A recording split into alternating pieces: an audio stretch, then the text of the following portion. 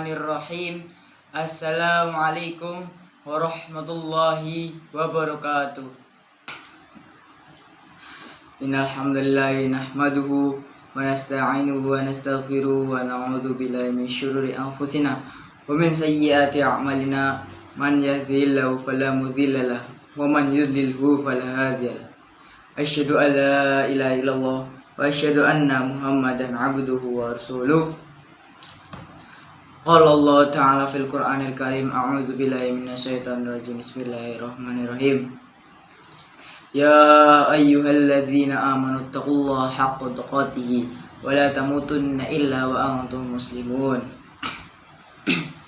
Awalan hayyabina nashkurullaha azza wa jalla allazi qad a'ta'na ni'matan katsiratan hatta nastati an najtami fi hadzal masjid al-mubarak insyaallah.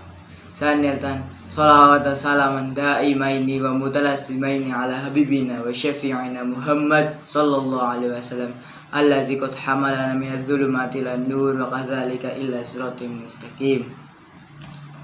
Pertama-tama dan yang paling utama, marilah kita panjatkan puja dan puji syukur atas kehadirat Allah Subhanahu wa taala yang telah memberikan banyak sekali nikmat.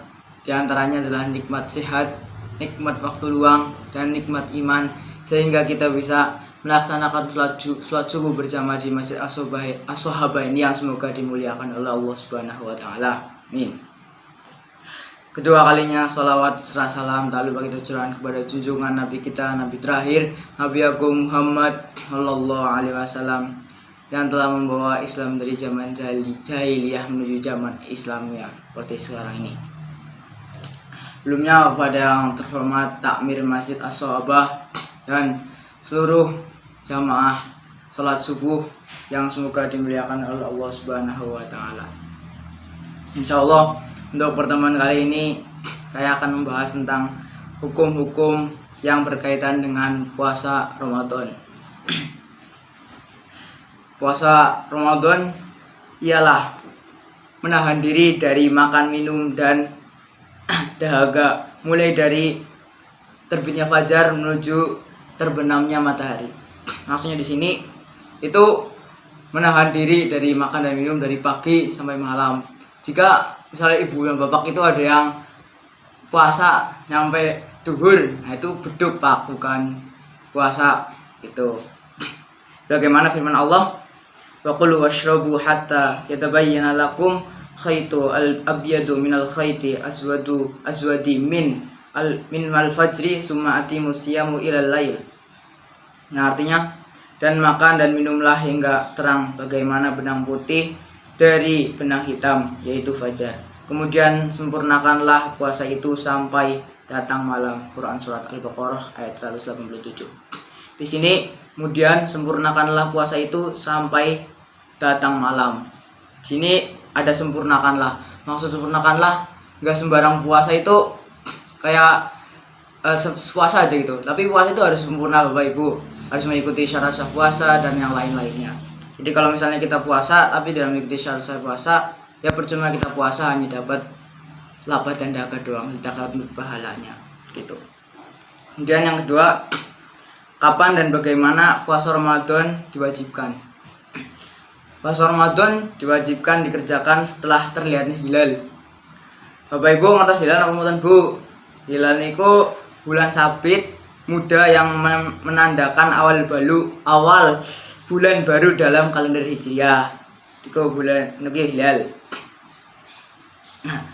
Atau setelah bulan Sya'ban genap 30 hari. Jadi selain kita ngelihat hilal tuh, kita bisa ngelihat dari bulan Sya'ban genap 30 hari.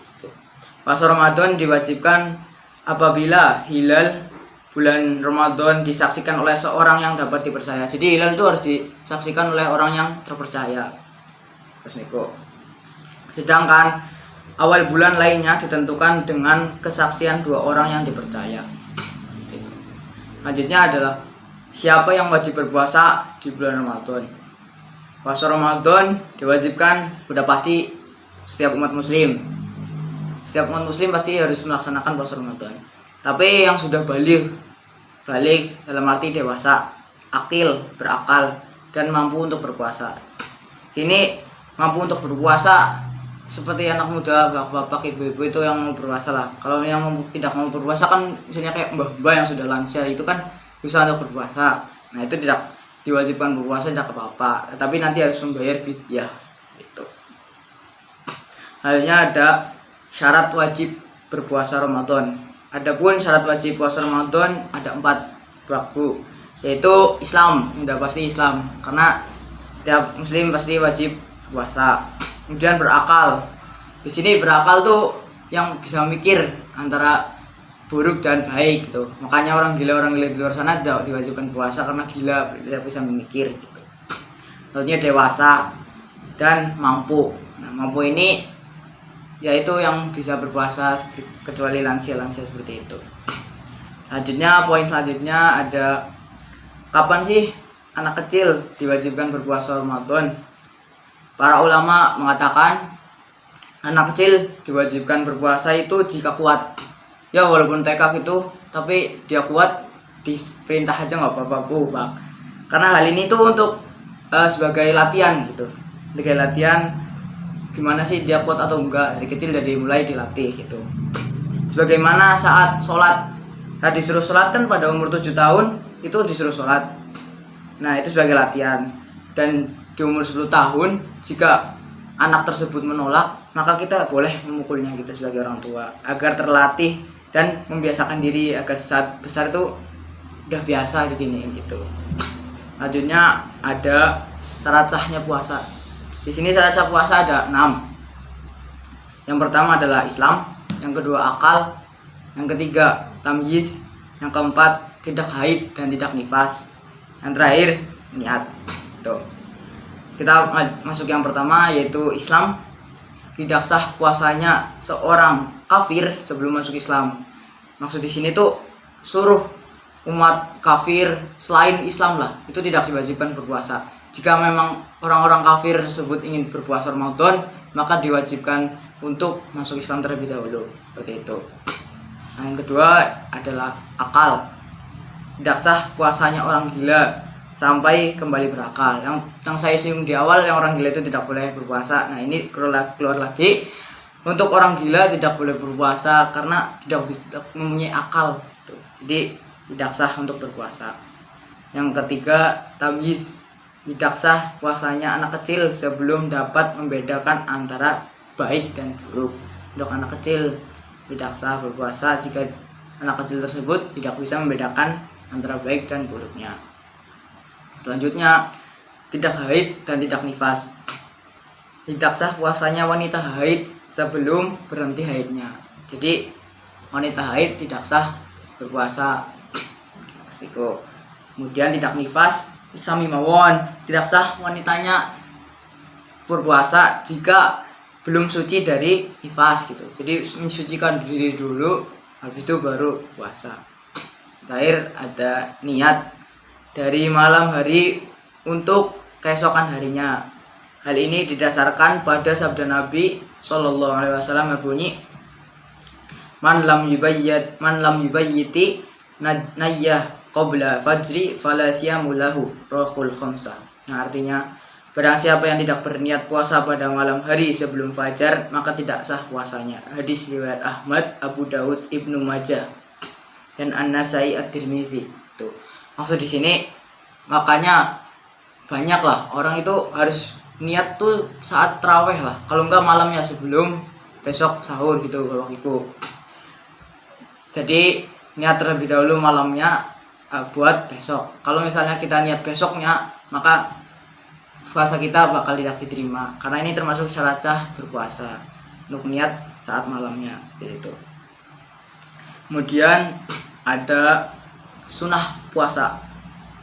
Sunnah puasa di sini ada 6. Yang pertama adalah mengakhirkan sahur sampai akhir waktu malam selama tidak dikhawatirkan terbit fajar. Kemudian segera berbuka puasa bila benar-benar matahari terbenam. Maksud di sini bila matahari terbenam ataupun azan berkumandang saat maghrib itu harus segera dibatalkan. Tuh, jangan ngulur-ngulur waktu sampai isya gitu karena memang kota tuh gimana, jangan. Karena sudah waktunya dan keberkahan di situ, Pak. Jadi langsung saja dibatalkan seperti itu. Kemudian ada memperbanyak amal kebaikan, terutama menjaga sholat 5 waktu pada waktunya dengan berjamaah. Nah, di sini tuh menjaga amal kita, Bu. Sholat 5 waktu di masjid secara berjamaah. Itu memang susah, Bu. Apalagi kalau disuruh istiqomah. Istiqomah itu konsisten lah bahasanya. Nah, di bulan Ramadan ini kan sekali kita melakukan amal baik satu aja, nanti bakal dilipat gandakan karena bulan Ramadan gitu. Makanya kita harus berlomba-lomba dalam melakukan ibadah kebaikan. Kemudian menunaikan zakat harta pada orang-orang yang berhak, memperbanyak sholat sunnah dan sedekah. Di sini memperbanyak sholat sunnah itu dianjurkan, boleh kita lakukan atau tidak. Kalau misalnya kita lakukan, kita bakal mendapat pahala. Tapi kalau tidak melakukan, tidak mendapat apa-apa gitu. Kalau menurut saya sih, Bapak Ibu melakukan sholat sunnah, melakukan sunnah, amal sunnah aja dilakukan agar kita mendapat pahala. Atau juga di bulan Ramadan nanti kita bakal dilipat gandakan gitu.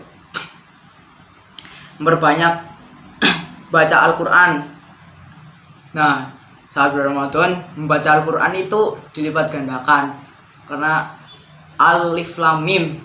Alif itu satu huruf, lam itu satu huruf, mim itu satu huruf. Bayangin Bapak Ibu, kalau kita membaca Bismillahirrahmanirrahim di bulan Ramadan, maka itu udah hitung berapa huruf, Bu, Pak? Pasti banyak. Dan kita bakal dilipat gandakan di bulan Ramadan tersebut gitu. Alif satu kebaikan, di bulan Ramadan dilipat gandakan misalnya 5 kali lipat. Banyak, Bu, Pak. Apalagi kalau kita membaca setiap malam dapat 1 juz, tapi konsisten setiap harinya dapat 1 juz, maka pahala kita insya Allah banyak. Seperti itu. Kemudian jika dicaci maki, kita mengatakan saya berpuasa. Maksud di sini tuh sabar, innallaha ma'as-sabirin. Sesungguhnya Allah bersama orang-orang yang sabar, seperti itu. Jangan balik mengecek loh. Kadang-kadang kan ada saling mengecek babak gitu atau gimana. Ini gitu kan. Nah, itu tuh kita bilang saya berpuasa, mengetes kesabaran kita di situ. Kita harus sabar. Karena kalau kita sabar, kita bakal mendapatkan pahalanya dan terhindar dari dosa. Kemudian ada berdoa ketika berbuka puasa sesuai dengan yang diinginkan, seperti membaca doa. Doanya seperti ini, Bu. Allahumma lakasumtu wa bika amantu wa ala rizkika aftartu birahmatika ya arhamar rahimin. Artinya, ya Allah, karenamu aku berpuasa, kepadamu aku beriman, kepadamu aku berserah diri, dan rezekimu aku berbuka. Seperti itu, Bu. Jadi kita berpuasa itu tuh karena Allah, Bu. Jangan cuma kita mentang-mentang berpuasa tuh karena kita kuat atau gimana. Itu niat pertama sudah salah, Bu. Jadi kita diniatkan kepada Allah Subhanahu wa taala untuk mencari ridho Allah Subhanahu wa taala agar puasa kita bisa diterima di situ. Kemudian berbuka dengan kurma segar. Nah, di sini kalau misalnya tidak punya kurma segar, menggunakan kurma kering. Kalau tidak punya kurma kering, anggo hitam putih bae ora apa-apa, Bu, gitu. Penting batal puasanya. Gitu. Kemudian ada yang selanjutnya, ada hukum orang yang tidak berpuasa saat bulan Ramadan. Nih, yang diperbolehkan tidak puasa di bulan Ramadan itu ada 4. Yang pertama ada orang sakit yang berbahaya jika baginya itu berpuasa. Kemudian ada orang musafir. Musafir itu orang yang berjalan jauh. Orang sakit yang berbahaya baginya jika puasa. Tidak puasa bagi mereka adalah afdol, tapi wajib mengqodhonya. Maksud di sini orang sakit, misalnya sakit gula. Nah, gula kan pasti suruh minum saat siang-siang atau gimana, minum obat. Nah, situ tidak puasa tidak apa-apa. Tapi di bulan-bulan berikutnya harus mengqodho, menggantinya di bulan-bulan berikutnya. Seperti itu. Bagaimana musafir, orang yang berjalan jauh. Bapak Ibu nggih, mungkin H-1 lebaran ya pada mudik nggih. Nah, itu kalau misalnya mudiknya ke Jogja, Jakarta, tidak puasa tidak apa-apa. Tapi harus mengganti puasa tersebut sebanyak hari yang ditinggalkan. Misalnya 2 hari buat ke Jakarta. Nah, itu besok di bulan berikutnya diganti 2 harinya. Sebagaimana firman Allah, faman kana minkum maridun aw ala safarin fa'iddatu min ayyamin ukhra. Artinya, maka barang siapa di antara kamu ada yang sakit atau dalam perjalanan lalu ia berbuka, maka wajib baginya berpuasa sebanyak hari yang ditinggalkan pada hari-hari yang lain. Quran surat Al-Baqarah ayat 184. Nah, ini kok. Kemudian ada wanita haid dan nifas. Mereka tidak berpuasa dan wajib mengqadha menggantinya jika puasanya tidak sah. Kalau misalnya dia haid sama nifas tapi tetap berpuasa, puasanya tidak sah. Aisyah pernah berkata, jika kami mengalami haid, maka diperintahkan untuk mengqadha puasa dan tidak diperintahkan mengqadha salat. Hadis muttafaq alaih. Nah, untuk kaum wanita, kalau haid dan nifas itu di bulan berikutnya hanya mengqadha puasanya, puasa Ramadan. Untuk sholat gitu tidak diganti di bulan berikutnya. Itu. Dan selanjutnya ada wanita hamil dan wanita menyusui. Jika khawatir atas kesehatannya anaknya, boleh bagi mereka tidak berpuasa dan harus mengqadhanya serta memberi makan seorang miskin untuk mengganti puasanya gitu. Selanjutnya adalah orang yang tidak kuat berpuasa karena tua atau sakit. Di sini garis bawahi tua loh Ibu. Maksudnya lansia lah, kayak misalnya orang yang sudah 96 gitu umurnya, kan udah di bed terus, tidak bakal kemana-mana, di kasur terus. Nah, itu tuh tidak diwajibkan berpuasa, tidak apa-apa. Paling enggak di bulan berikutnya tuh membayar fidyah gitu. Selanjutnya ada hal-hal yang membatalkan puasa. Di sini ada banyak hal yang membatalkan puasa, Bapak Ibu. Yang pertama ada udah pasti makan dan minum. Nah, itu makan dan minum udah pasti membatalkan puasa. Tapi dengan sengaja, kalau misalnya kita lupa tiba-tiba nukang sawah ngarit nandur tukang mandang wedang diombe, yo nggak apa-apa Bapak Ibu gitu. Itu kan lupa. Kalau misalnya masih diingetin lanjut makan mie ayam, ya nggak apa-apa, malah nikmat berkah gitu pada niku. Selanjutnya ada memasukkan makanan ke dalam perut, termasuk dalam hal ini adalah mensuntikan, mengenyangkan perut gitu, jadi disuntik gitu. Selanjutnya ada mengeluarkan muntah. Nah, muntah, sengaja muntah dengan mengeluarkan makanan atau minuman dari perut melalui mulut. Kayak misal kita masukin jari ke mulut kita habis itu muntah, nah itu tidak diperbolehkan. Kalau muntah nggak sengaja, nah itu baru boleh. Tapi kalau disengaja tuh nggak boleh. Sebagaimana sabda Nabi, man darra'ahu ghalabahu alqa'a falaisa alaihi qada'u wa man istaqa 'amdan fa alaihi qada'u, rawahul khamsa ila Nasa'i. Barang siapa muntah tanpa sengaja maka tidak diwajibkan qada. Sedangkan barang siapa yang muntah dengan sengaja maka diwajibkan qada. Hadis riwayat Ahmad dan Abu Daud, Ibnu Majah dan At-Tirmidzi. Niki sengaja harus diqada di bulan berikutnya. Kalau tidak sengaja tidak apa-apa. Tidak sengaja misalnya kayak niku mudik ngebis nyepur kan mual muntah kan tidak sengaja. Makanya itu kalau musafir tidak diwajibkan berpuasa. Selanjutnya adalah untuk kaum wanita, di sini ada keluarnya darah haid dan darah nifas. Nah, manakala seorang wanita mendapati darah haid atau nifas, batallah puasanya. Misalnya untuk kaum wanita jam 5:30 lah tiba-tiba haid, nah itu batal aja Bu, walaupun nanggung tapi sudah haid percuma puasa kan, udah batal itu ya, batalkan saja. Selanjutnya ada kewajiban orang yang berpuasa. Di sini sebelumnya ada yang lewat Bapak Ibu, ada murtad dari Islam. Semoga kita dilindungi Allah Subhanahu wa taala dari murtad tersebut ya. Amin ya rabbal alamin. Karena murtad ini menghapuskan seluruh amal kebaikan kita, bukan cuma bulan Ramadan, bukan cuma puasa Ramadan. Sebagaimana firman Allah Subhanahu wa taala, walau asyrakul khabita anhum ma kanu ya'malun. Nah, artinya seandainya mereka mempersekutukan Allah Subhanahu wa taala, niscaya lenyaplah dari mereka amalan yang mereka telah kerjakan. Quran surat Al-An'am ayat 88. Maksud di sini kita sudah 16 tahun, 50 tahun Islam dari kecil, melakukan sholat, puasa, sedekah, tapi tiba-tiba murtad, percuma kita Islam, seluruh amalan kita hangus, hilang, lenyap. Terus itu Bu, semoga kita terhindar dari murtad ini, amin amin ya rabbal alamin. Oke, selanjutnya dan kewajiban orang yang berpuasa. Yang pertama adalah orang yang berpuasa itu wajib menjauhkan diri dari perbuatan yang dusta. Biasanya ini banyak perbuatan yang dusta, antara lain adalah ghibah. Nah, di sini tuh biasanya kaum perempuan Bu, ghibah. Ghibah itu menyebutkan kejelekan orang lain. Kayak misalnya ibu-ibu lagi kumpul tumbas sayur, tiba-tiba ngomong, "Ki sih pakai ki ngomong gue nyambung mulyane." Nah, itu ghibah Ibu.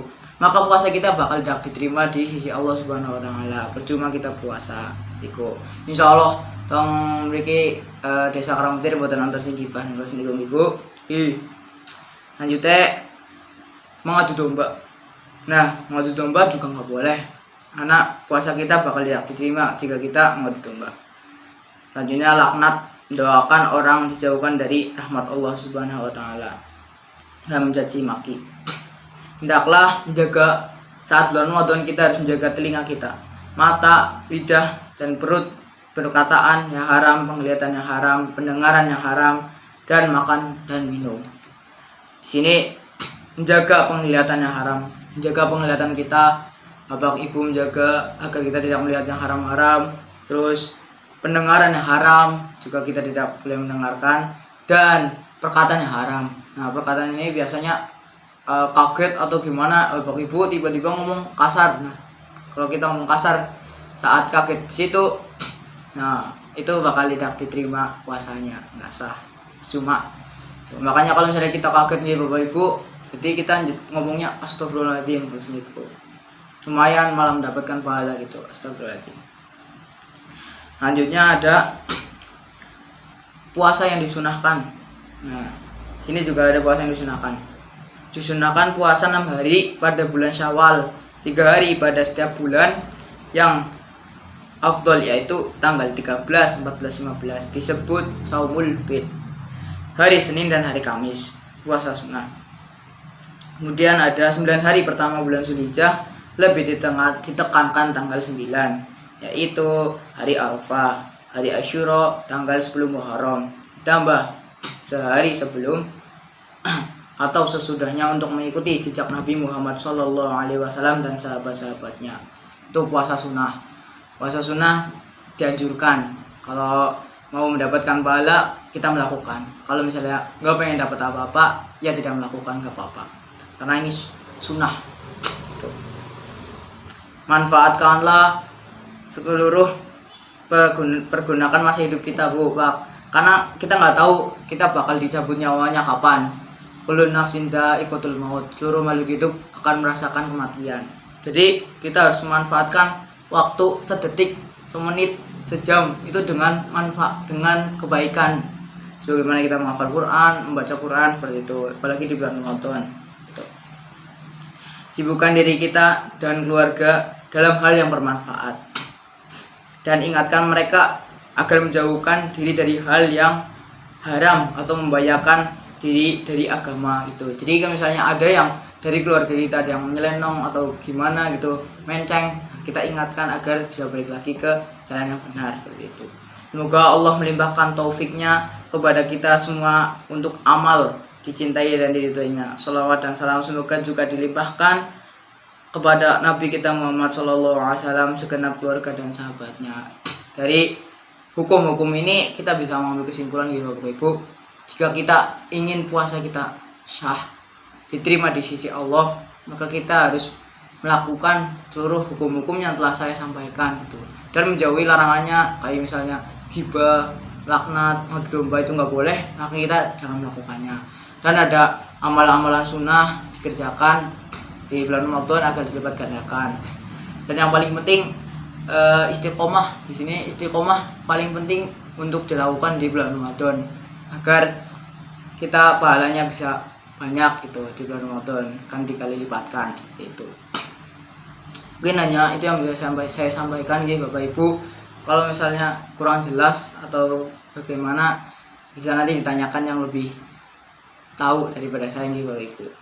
Mungkin cukup sekian yang bisa saya sampaikan. Terima kasih atas perhatiannya Bapak Ibu. Kurang lebihnya mohon maaf. Wassalamualaikum warahmatullahi wabarakatuh.